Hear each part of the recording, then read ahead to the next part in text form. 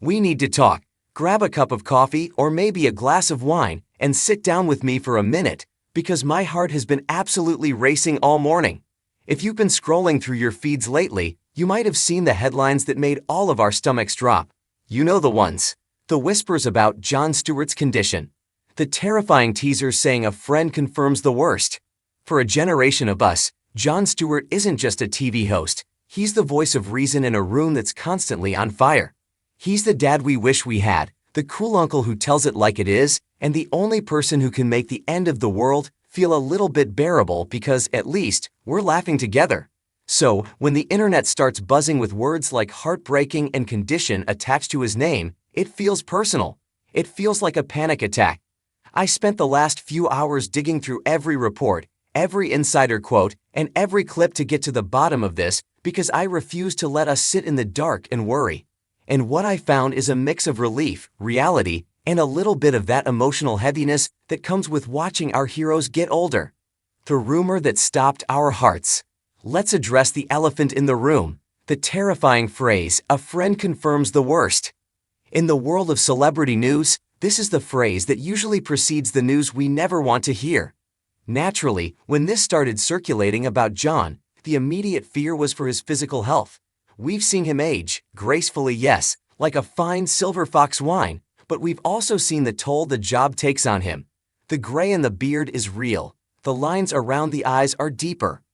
The condition that insiders have been whispering about, however, appears to be less about a sudden, tragic diagnosis and more about the crushing, heartbreaking reality of burnout and the emotional toll of the modern world. While there have been no official statements confirming a life-threatening illness, thank goodness, sources close to the production have hinted that the worst fears of his inner circle are simply that he is carrying the weight of the world on his shoulders, and it is exhausting him. The heartbreaking revelation isn't that he is leaving us. In fact, we recently got the news that he extended his contract through 2026, but that staying is coming at a personal cost. The condition of caring too much. Here is the emotional truth that hits harder than any medical chart. Jon Stewart's condition is that he cares too much. We watched him come back to The Daily Show in 2024. It was a triumph. The king returned. But if you look closely, you can see the difference between Jon in 2005 and Jon in 2025. Friends and colleagues, the insiders mentioned in these swirling rumors, have reportedly expressed deep concern about his stress levels. Imagine having to process the darkest, most frustrating news every single day, metabolize it, and then turn it into comedy by 11 o'clock p.m. That is a grueling emotional marathon. The heartbreaking part is realizing that our need for him to be our savior is what drains him. One source noted that Jon often looks visibly shaken or deeply tired after segments that deal with particularly heavy injustices. He isn't just reading a teleprompter, he is feeling every word. The worst that friends fear is that he will work himself into the ground because he doesn't know how to stop fighting for the underdogs, the 9/11's first responders, and the veterans. Why we believe the worst.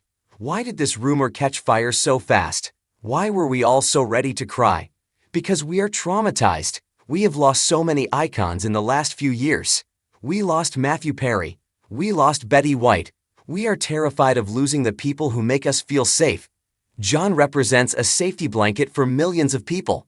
The mere suggestion that something is wrong with him triggers a collective anxiety. It's also because Jon is vulnerable. He doesn't hide his emotions. We've seen him cry on air. We've seen him angry. We've seen him at his wit's end.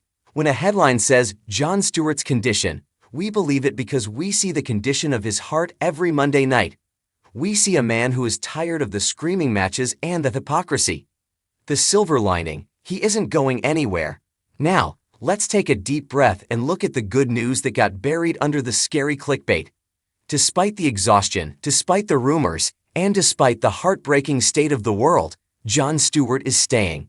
Just recently, it was confirmed that he extended his deal to host The Daily Show on Mondays through the end of 2026.